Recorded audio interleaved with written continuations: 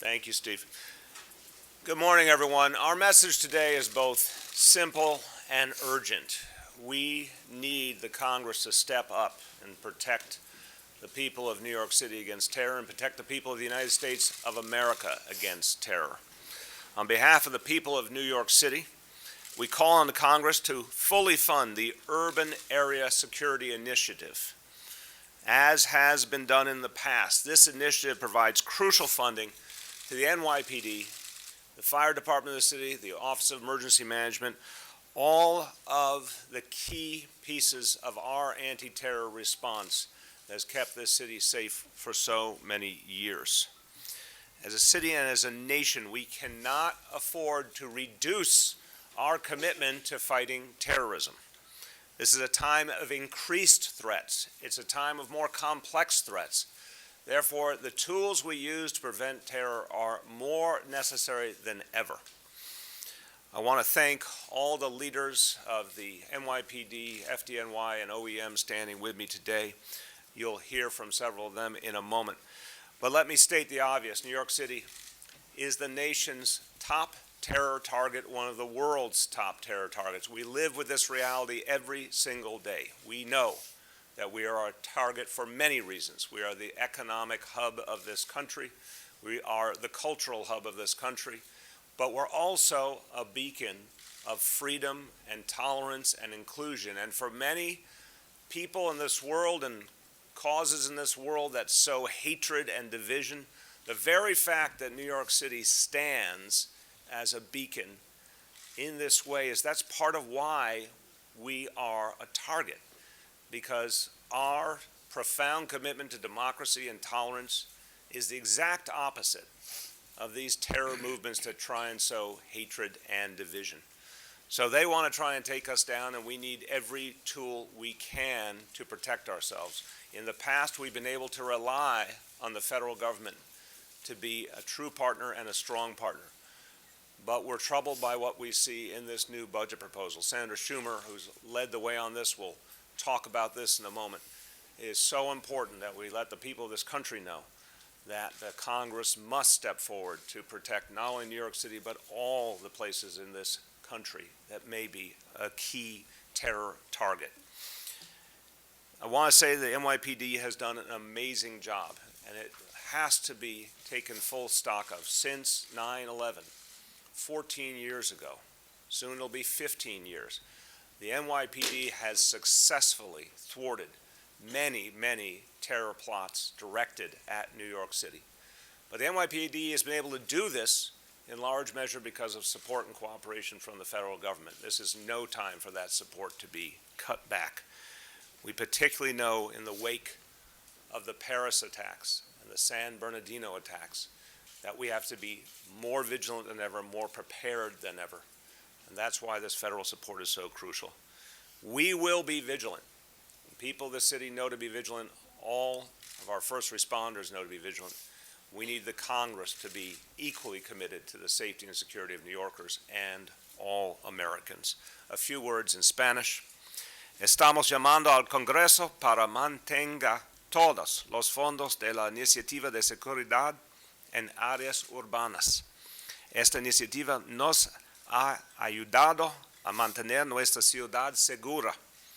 Los ataques de París y San Bernardino demuestran que este no es el momento de reducir fondos en la lucha contra el terrorismo.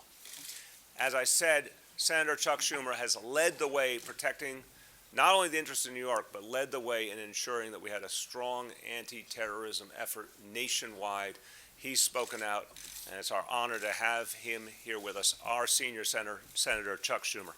Thank you, Mayor. Thank you. Well, thank you, Mayor. I thank you for the hard work you do in this regard, and of course, our two commissioners, police and fire, all of the men and women in the police and fire departments, EMT, who do a great job as our first responders.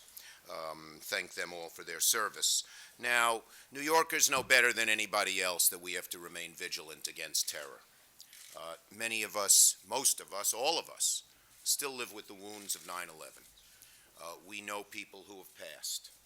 We know what happened. And anytime you go by downtown, at least I do, I think about it. I think about it. And praise God, there has not been a successful terrorist incident in New York since 9/11. And very few in America, San Bernardino and a few others with lone wolves. But the reason there hasn't been the kind of major terrorist attack in America, and New York has been, thank God, free of future successful terrorists after 9/11, is not an accident.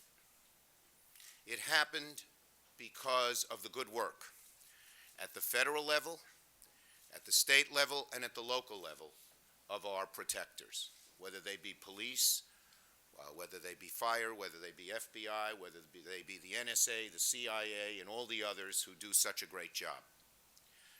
And one of the good things that's happened here is cooperation. Our Joint Terrorism Task Force has been amazingly good, and the kind of jurisdictional fighting that we used to see doesn't exist anymore. One of the glues that's held us all together is that the federal government has stepped up to the plate and said, we have to help our localities with the war on terror. I drive over the Brooklyn Bridge. I usually see a police car at each end. They're there all the time. That's an expense. But they're there for a good reason. The Brooklyn Bridge is a target of terrorists.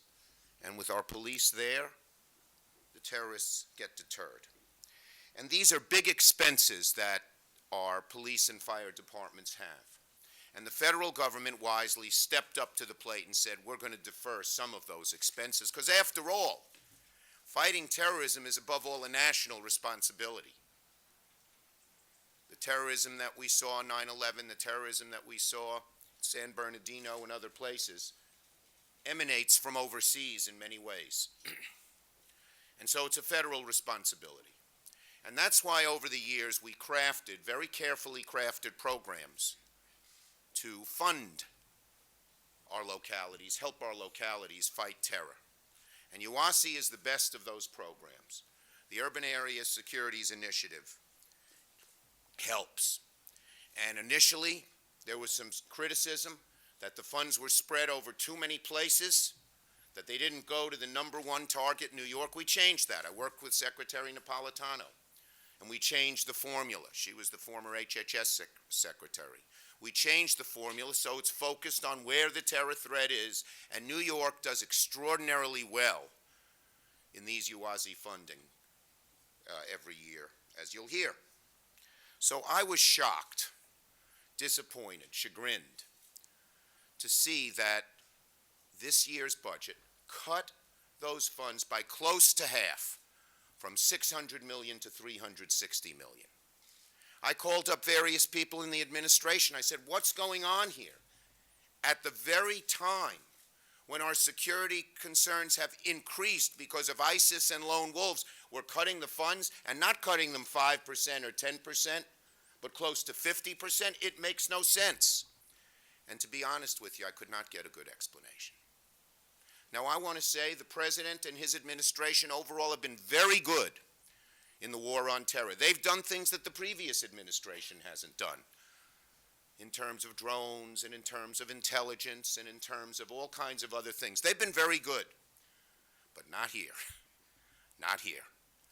This is a huge mistake. And I am here to pledge to the mayor, and even more importantly to our men and women who are in the police, fire, and other departments, and to the citizens of New York, these cuts will not stand. I will do everything I can in my power and work with colleagues on both sides of the aisle, Democrats and Republicans, to restore these cuts. It couldn't occur at a worse time, and I think my colleagues in the House and Senate will understand that, and I think we will push very, very hard. I know we will push very, very hard to get these cuts reversed. The safety of our city and our country is too important to leave any stone unturned. This is a big stone. We're going to turn it back over to its rightful place and get these funds restored. Thank you. Thank you very much, Senator.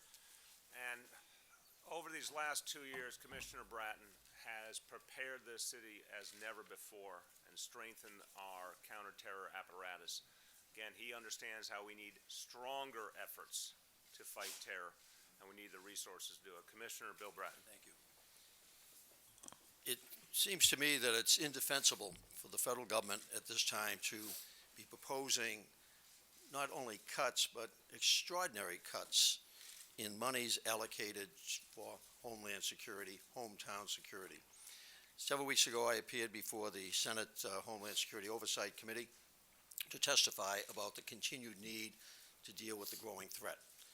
As recently as last week, the intelligence leadership of this country, Mr. Clapper, Director Brennan, the FBI Director, Mr. Comey, who's here in New York today to also, again, talk about the concerns about terrorism, testified before Congress about the growing threat, not the declining threat, but the growing threat.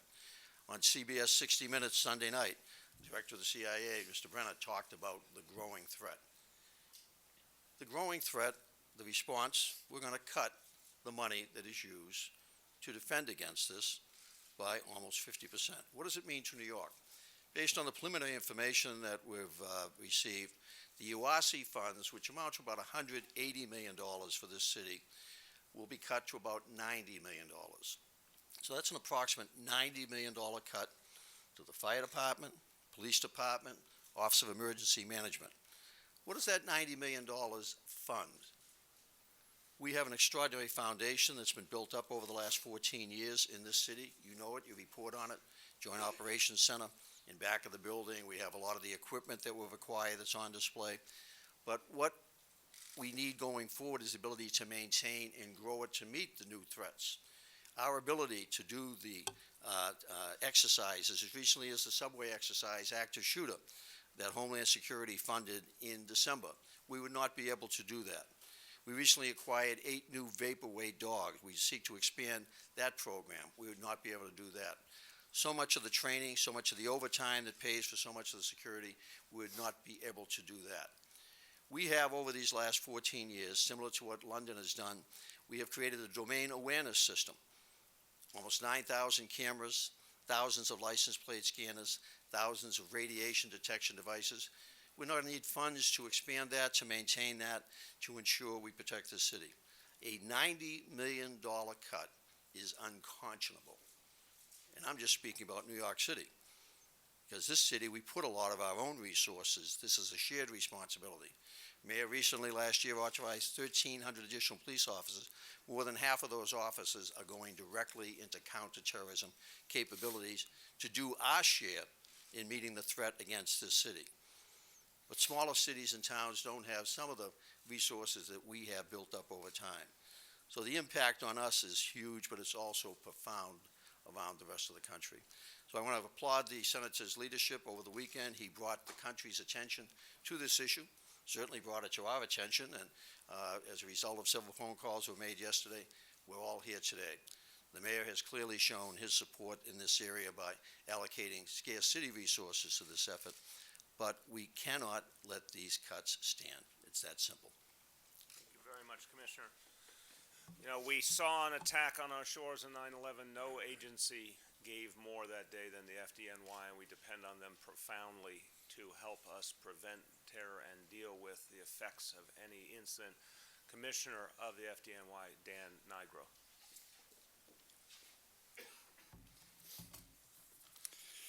Well, thank you, Mayor, and thank you, Senator Schumer, for standing here with Commissioner Bratton, Commissioner Esposito, and I to call on and to Washington to reverse these proposed cuts. All of the reasons have already been eloquently stated. What I can add is very personal.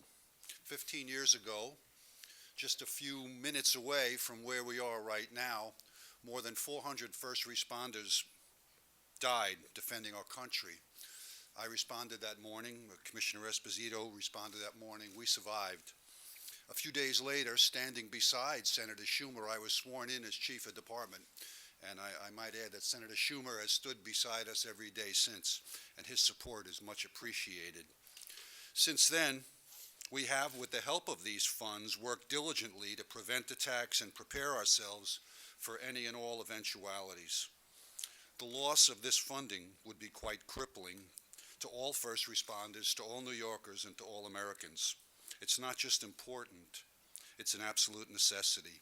The fire boats that protect New York, protect our area, our ability to respond to the Ebola crisis, the training and equipment that our department has, thanks to these funds. So I will add my voice to the voices here today to say I don't understand the proposed cuts at a time like this, and I thank the mayor, I thank Senator Schumer for supporting us.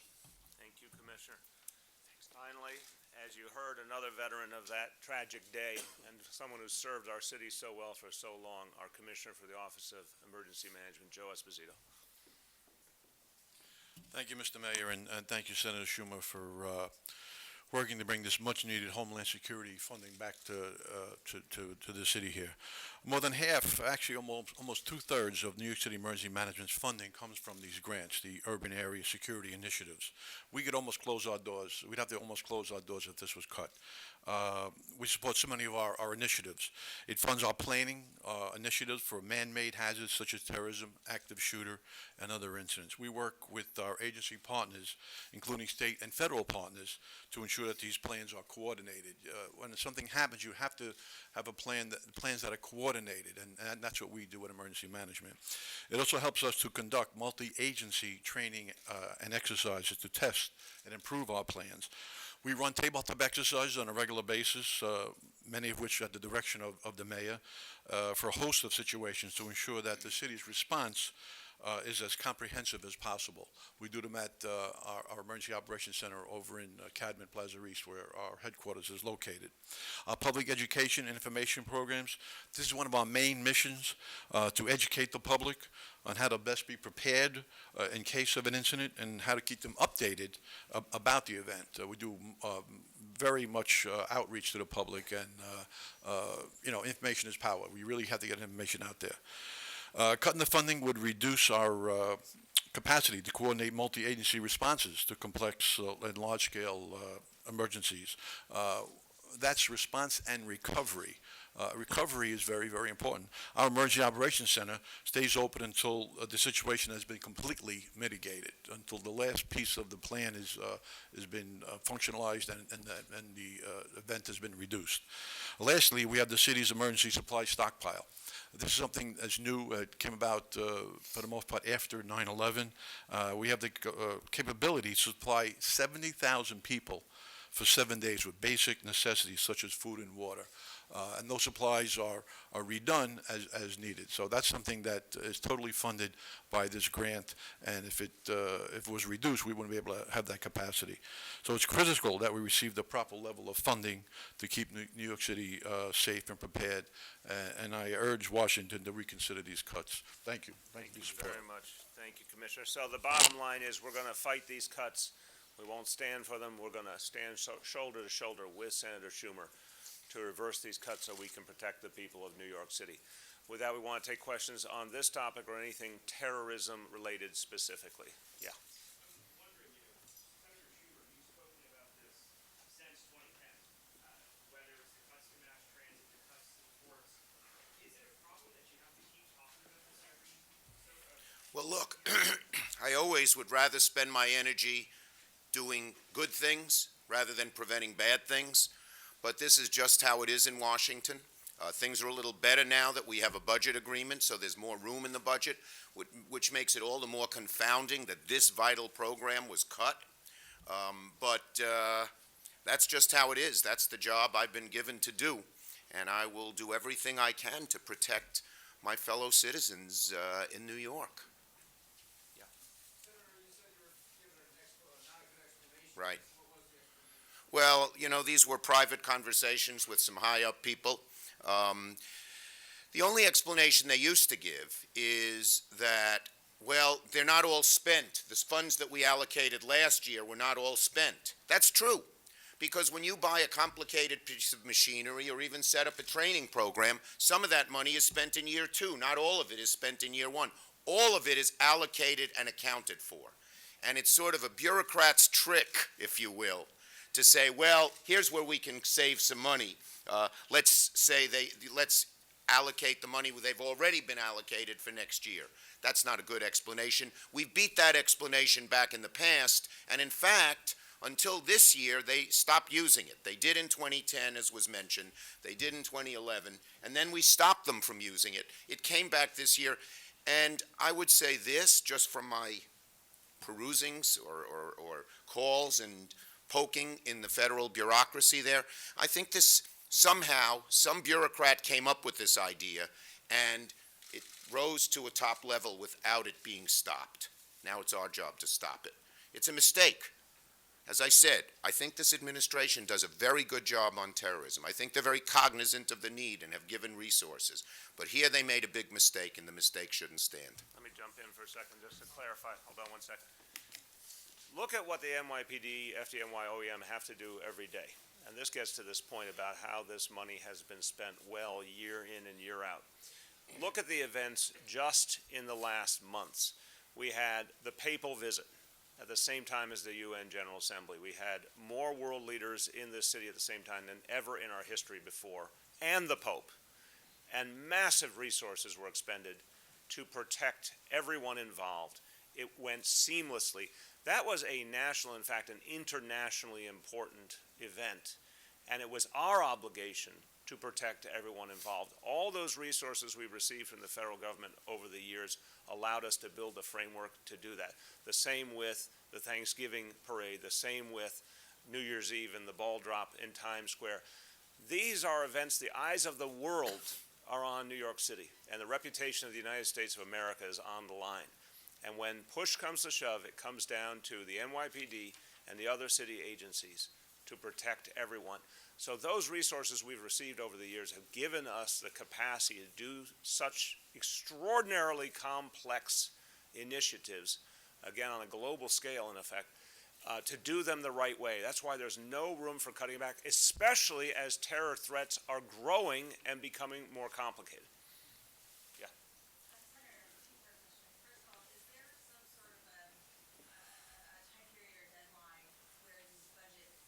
Yes. Not be able to be restored. And my second question is, other cities that have had this funding, have they gotten a cut that is as severe as New York City? And I guess if so, do you know where the money Okay. is now? No, okay. Answer your first question. We have a Homeland Security Appropriations Bill. It's voted on by committee in May or June, so we have a little time, and then it goes to the Congress, the full Senate, the full House over the summer. The deadline is October 1st to get this restored before the next federal budget begins. Second, this cut will not just affect New York. It'll affect the whole country. As I mentioned earlier, I worked very hard to get them to change the formula so New York gets a high percentage of funds. I'm trying to get the number here, but just yesterday, the administration announced $178 million in UASI funding through the end of this fiscal year. We get a high percentage of it. We deserve it. We're the #1 target, and most of my colleagues agree with that it shouldn't, in the early days it looked like they took an airplane and just spread the dollars all over the country. But now it's focused. So everyone will be cut, but we'll feel it the most since we do the best in this program. One other thing I'd mention, the mayor mentioned all these other things. This UASI funding, which helped training and emergency exercises, proved very, very, very helpful in Sandy. That's right. Because our police and fire did an amazing job and were right on the scene. And some of the training they have to do to be on the scene for a terrorist incident and to be on the scene for a natural disaster is quite the same. So it helps us in a lot of ways, not terror-related, although the #1 reason for it is terror. Amen. Marcia, hold on. You got a couple. Let's spread it around. Since this funding is in the president's budget, do you think it would be helpful for you to call the president and ask him to do what we call in New York a budget modification? What arguments would you make to him to do it now before it even gets to Congress? Well, I'm certainly going to let the president know that we care deeply in New York and we need this money restored, and that the common sense thing to do here is to recognize that we're the #1 terror target and we need this support. And look, there's clearly time to get it fixed, as Senator Schumer said. But the senator made a very important point a moment ago. This used to be a pork barrel item in terms of the fact that money was spread all over the country according to different political priorities, different leaders. Well, you know what? People sobered up. and realize that we have a serious terror threat directed at this nation, and we're the #1 target. And we have to prevent those terror attacks. So my message to the President is, I agree with Senator Schumer. President Obama has done an outstanding job in fighting terrorism. But let's fix this problem right now and make sure New York City has the resources that we need to keep fending off these terror attacks. At some point, there's going to be an administration that doesn't have as many New Yorkers or people that actually live in New York that are sensitive to this kind of issue. Do you foresee in the future ever reducing these kind of funds or having to sort of streamline the ability to pay for the growing need of security challenges? I'll just editorialize that in the next 8 years, I think we're going to have an administration with a New Yorker leading it in Washington. So I don't think we'll have that problem in the short term, but let's face it, we are going to be the #1 target for as long as there is an international terrorist movement. And we're going to have to be vigilant. I say all the time to people, this is something that we're going to live with for a long, long time, and we're going to need federal support. By the way, the federal government depends on the NYPD and the FDNY and OEM. They say it. You talk to federal leaders, they say that the only way they can stop terrorism at the local level is with strong local forces that can handle the job, and the job is toughest in New York City. So of the $600 million last year in FY16, how much did New York actually get? Commissioner Bratman said we had a $9 million cut. So what are the What's projected as a $90 million cut? So what are the exact figures? And was all of it appropriated last year? Because it was a little bit confusing. Just let me answer this core point, because I was actually in the middle of these discussions with Secretary Johnson. Every single dollar is being used. As Senator Schumer said, some things that we spend anti-terror dollars on take a while to actually arrive, like some of the high-quality equipment that we need, some of the vehicles, et cetera. They don't show up overnight.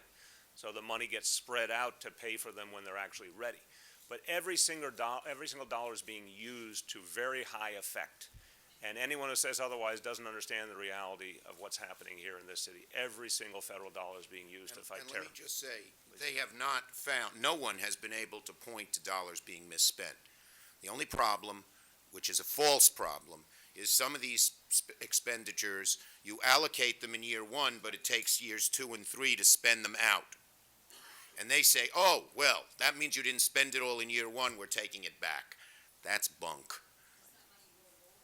In effect. No, well, it's in a sense money that we just got $187 million. What they would do next year, if they did this same thing again, they say, well, you spent 120, we're taking 60 back and using it for next year, and we get cut. And this, hold on one more second, let me just get this point across. I want to go back to the point I made about these major international events. The Pope in New York City at the same time, I think, Commissioner, was 170 world leaders or some extraordinary number. That falls to NYPD to do all of that.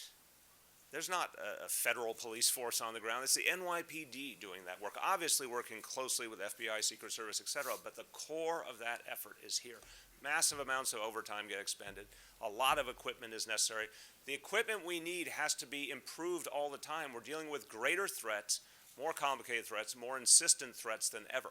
So you can't stand pat. You can't say, well, we got some equipment, now let's go home, we're all ready. No, we have to constantly improve our capacity, which is why, under Commissioner Bratton's leadership, we started the Critical Response Command, which is the first time we've ever had a full-time, highly trained, highly equipped anti-terror force, something that the entire world will envy as it becomes fully operational. But that's necessary. So the point is, we have to keep upping our game all the time, and that's why we always need additional resources.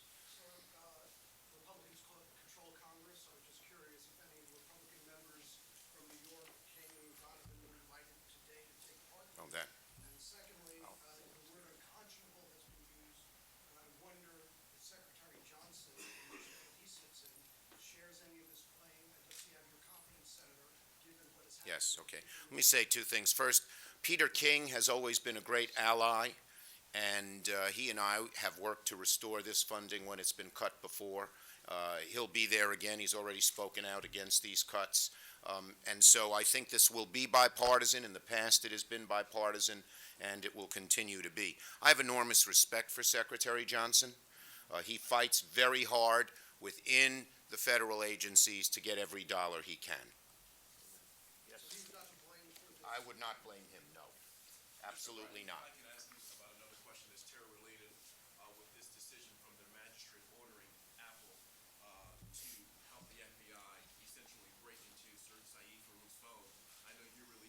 this morning. If you could reiterate some of the things you said in your statement, and also you're asking Congress as well to step in and do some things. And Senator Schumer, if you could follow up as well and lend your comments.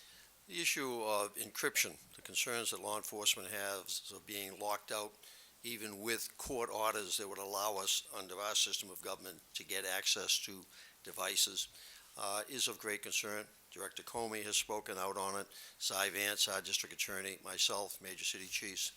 So the case that's been so much in the news, the magistrate's decision ordering that Apple work with the FBI to get access to that particular phone from San Bernardino. The later models of those phones, if I understand it, the i7 or whatever the latest version, have been custom designed so that you cannot get access to them, or so they claim, Apple. Earlier versions, my understanding is that there is an ability to get into those devices.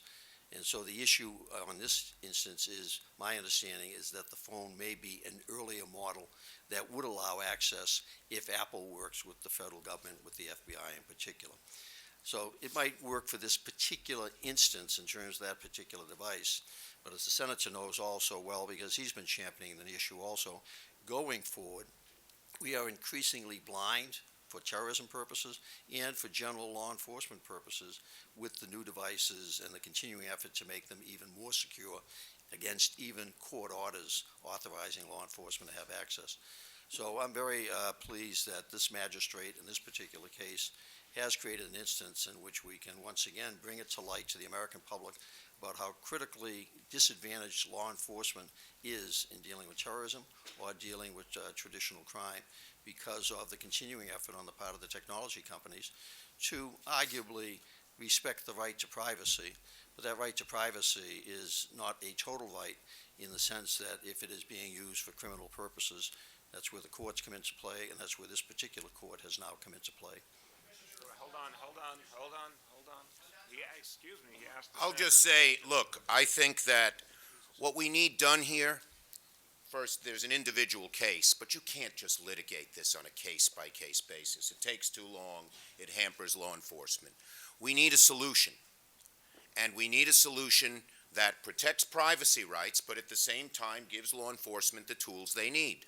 When we had landlines, we had a solution that everybody was happy with. New technology, the ability to hack, the ability to encrypt means that we need a new technological solution. And I have urged the head of the internet companies to sit down with Comey, Bratton, many of the others, and come up with a solution, and Congress will pass it. We need to get that done, and need to get that done quickly. We cannot litigate these things case by case. Let me just add, hold on, let me add on this one. Look, these are private companies. They are profit-making companies. If they put their desire to make profits ahead of the safety and security of the American people, there's something wrong. And let's be very clear about this. We all respect constitutional rights. We all understand the sensitivities around privacy. But in the end, these companies, whether they mean to or not, are unfortunately making it easier for terrorists to do their devilish acts. And it must be stopped. The bottom line is they have to put a larger public interest ahead of their profit motive, and they have to work with law enforcement to resolve this issue. Who was over here? Go ahead.